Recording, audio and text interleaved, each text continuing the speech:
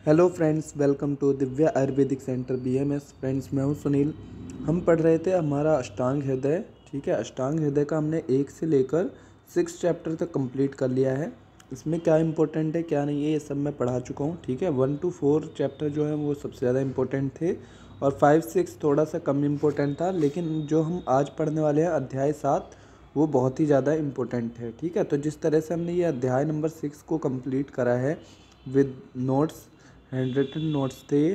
ठीक है, जिस तरह से हमने इसको कंप्लीट किया उसी तरह से हम अब अपना कंप्लीट करेंगे अध्याय नंबर 7। ठीक है, अगर आपने ये अध्याय 6 की वीडियो नहीं देखी है तो मैं 1 से लेकर 6 नंबर तक की वीडियो के जो लिंक्स हैं वो मैं डिस्क्रिप्शन में डाल दूंगा। ठीक है, वहाँ से आप जाके 1 से लेकर 6 चैप्टर तक आप देख सकते हैं। तो आज हम पढ़ने वाले हैं अध्याय नंबर 7 अष्टांग हृदय का। इसी वीडियो में हम इसे कंप्लीट नहीं करेंगे, इसे कम से कम 2 पार्ट या 3 पार्ट में कंप्लीट करेंगे, जिससे आपको थोड़ा आसान रहे, आप बोर ना हो। और ये चैप्टर बहुत ही ज़्यादा इंपॉर्टेंट है, 7-8 ये बहुत ही ज़्यादा इंपॉर्टेंट चैप्टर्स हैं, तो हमें इन्हें बहुत अच्छे से पढ़ना है। ठीक है, तो चलिए स्टार्ट करते हैं। हमारा जो ये चैप्टर का नाम है वो है अन्न रक्षा अध्याय। ठीक है, और हम सबसे पहले देखेंगे कि इस चैप्टर से अगर क्वेश्चन आता है तो वो किस तरीके से आता है, किस तरह से इसमें से क्वेश्चंस पूछे जाते हैं। ये प्रीवियस ईयर के क्वेश्चंस हैं, लगभग ऐसे क्वेश्चंस आए हुए हैं, तो ये इनको आप अच्छे से कर लेना। ठीक है, ये क्वेश्चंस तो आपको आने ही चाहिए और थोड़ा इससे अंदाज़ा भी लग जाएगा कि चैप्टर किस तरह से पढ़ना है, कि ताकि हम इन ऐसे क्वेश्चन अगर आ जाए तो उनके हम जवाब दे सकें। ठीक है, तो सबसे अच्छी बात यही है कि जो हम आपको ये टाइप्स ऑफ क्वेश्चंस बताते हैं इसी से आपको पता लग जाता है कि हमें चैप्टर कैसे पढ़ना है। तो हम सबसे पहले देखते हैं, हमारा जो फर्स्ट क्वेश्चन है वो है अन्न रक्षा से क्या आप क्या समझते हैं या अन्न रक्षा से क्या समझते हैं। ठीक है, ऐसे क्वेश्चन ये आया हुआ था। दूसरा है विषाक्त भोजन की परीक्षा विधि का वर्णन करें। तीसरा क्वेश्चन है हमारा विषदाता के लक्षण क्या होते हैं। फोर्थ क्वेश्चन है विष का शारीरिक अंगों पर प्रभाव।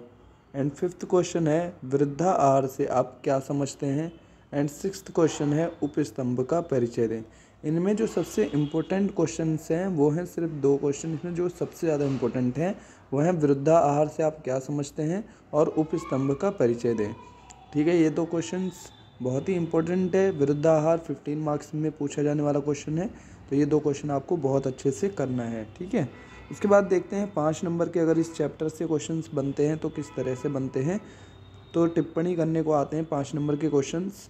तो सबसे पहला है जैसे पथ्य और अपथ्य आहार क्या होते हैं, इसके वर्णन करें। वृद्धा आहार की चिकित्सा का वर्णन करें। निद्रा या ब्रह्मचर्य इन उपस्तंभों का वर्णन करें। ठीक है, तो इस तरह से 5 नंबर के क्वेश्चंस बनते हैं। ठीक है, तो चलिए स्टार्ट करते हैं हम इस अध्याय को। हमने देख लिया है टाइप्स ऑफ क्वेश्चंस। अब हम इस अध्याय को अपने नोट्स के साथ पढ़ेंगे। ठीक है, हैंड रिटन नोट्स हैं ये। ठीक है, इनके साथ हम इस चैप्टर को पढ़ेंगे। फ्रेंड्स, आप लोग मुझे नोट्स के लिए कहते हो, मैं कभी कभी प्रोवाइड नहीं करा पाता हूँ। उसका रीज़न बस इतना है कि मेरे पे अभी कंप्लीट नोट्स नहीं है। जो मुझे पढ़ाना होता है मैं सिर्फ उसी के नोट्स बनाता हूँ, उसी टाइम पढ़ा देता हूँ और उसके बाद फिर वो नोट्स मेरे से खो भी जाते हैं, इकट्ठा नहीं हो पाते। ठीक है, तो इसलिए थोड़ी सी प्रॉब्लम बनी हुई है। मैं इसका कुछ ना कुछ निकाल रहा हूँ सॉल्यूशन, कि जिससे हमारे पास कंप्लीट इकट्ठे नोट्स हो जाएँ। तो मैं कोशिश कर रहा हूँ 1 आध महीने में आपके पास मतलब अष्टांग हृदय का तो कंप्लीट नोट्स हमारे पास रहें। ठीक है, तो चलिए स्टार्ट करते हैं। अभी जितना है उतना पढ़ते हैं। इस अध्याय को हम कंप्लीट पढ़ेंगे, इसके कंप्लीट नोट्स भी हैं। तो चलिए स्टार्ट करते हैं। सबसे पहले हम देखेंगे अन्न रक्षा, यानी अन्न की रक्षा कैसे करते थे या अन्न से हम अपनी रक्षा कैसे करते थे। ठीक है, यानी कि विषाक्त अन्न जो होते हैं उनसे रक्षा कैसे की जाती है। तो प्राचीन काल में राजा के भोजन की परीक्षा करने के लिए वैद्य की नियुक्ति होती थी, जो भोजन देखकर परीक्षा करके खाने की आज्ञा देता था। यही हो गया अन्न रक्षा। अन्न रक्षा मतलब हेडिंग तो है जैसे रक्षा कर रहे हैं हम किसकी, अन्न की, लेकिन यहाँ मतलब ये है कि अन्न में अगर विष मिला हुआ है तो उससे हम किसी भी राजा या इनकी कैसे रक्षा करते थे, तो उसी को हम अन्न रक्षा बोल दिया है। ठीक है, ये इंपॉर्टेंट नहीं है, लेकिन आप इसका मीनिंग समझ के रखिए। अन्न रक्षा मतलब यही हो गया कि राजा जो खाना खाता था उसकी चेकिंग के लिए हम क्या रखते थे, एक वैद्य या फिर डॉक्टर को रखते थे, जो कि चेक करता था कि भोजन में कोई विषाक्त लक्षण तो नहीं है, विष तो मिला हुआ नहीं है, फिर हम वो खाने की आज्ञा देता था। ठीक है, वही आगे हम देख रहे हैं कि विषाक्त भोजन की परीक्षा विधि, यानी जो विषाक्त भोजन होते थे उनकी परीक्षा कैसे की जाती थी। ठीक है, तो विषयुक्त शाक फल आदि सूख जाते हैं, ठीक है। ये मतलब लक्षण बताए हुए हैं कि अगर शाक या फल में अगर मिला होगा विष तो वो सूख जाएंगे। यानी अगर कोई फल सूख जाता है तुरंत ही या शाक अगर तुरंत सूख जाता है तो आप समझ जाओ उसमें विष मिला हुआ है, ठीक है। तो और इनके रस जो है वो मलिन हो जाते हैं, आकृति इनकी विकृत दिखाई देती है, इसमें झाग भी उत्पन्न हो जाता है, विष प्रभाव से कच्चे फल पक जाते हैं, मृदु द्रव्य कठोर एवं कठोर द्रव्य मृदु हो जाते हैं। तो ये लक्षण थे किसके, विष के, यानी कि विष अगर मिला हुआ होगा तो ऐसे लक्षण आएंगे। या आप आगे चल के 3rd ईयर में अगत तंत्र में पढ़ोगे, ठीक है। अगत तंत्र में दे रखा है विष के बारे में कंप्लीट, और अगत तंत्र है ही विष का जो कंप्लीट इलाज बताया गया है वो हमारा अगत तंत्र में बताया गया है, वो 3rd ईयर में है।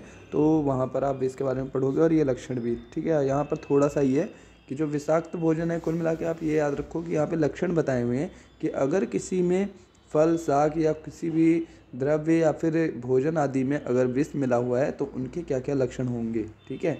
तो वही लक्षण यहाँ पर बताए गए हैं। अब देखते हैं अगर वस्त्रों पर विष डल जाए तो क्या होगा। तो वस्त्रों पर विष डालने पर तंतु यानी जो धागे होते हैं जिनसे बुना हुआ होता है वस्त्र, वो अलग अलग होने लगते हैं और उनमें दाग पड़ जाता है, ठीक है।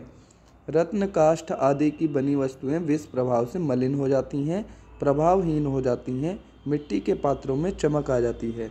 ये किसके लक्षण हैं, जो हमारे चीज़ें हैं, द्रव्य हैं, यानी कि वस्त्र आदि हैं, या फिर उनकी वही चीज़ बनी हुई है तो इनके ऊपर अगर विष पड़ जाता है। रत्न जैसे कि आप जो पहनते हैं अंगूठी इनके ऊपर अगर विष पड़ जाए तो उससे क्या लक्षण होंगे, वही सब है। ये इंपॉर्टेंट नहीं है इतना, ठीक है, लेकिन हम फिर भी पढ़ ले रहे हैं। लेकिन ये नोट्स मैंने इतना ईजी बनाया है कि आपको वैसे ही समझ में आ जाएगा, ठीक है।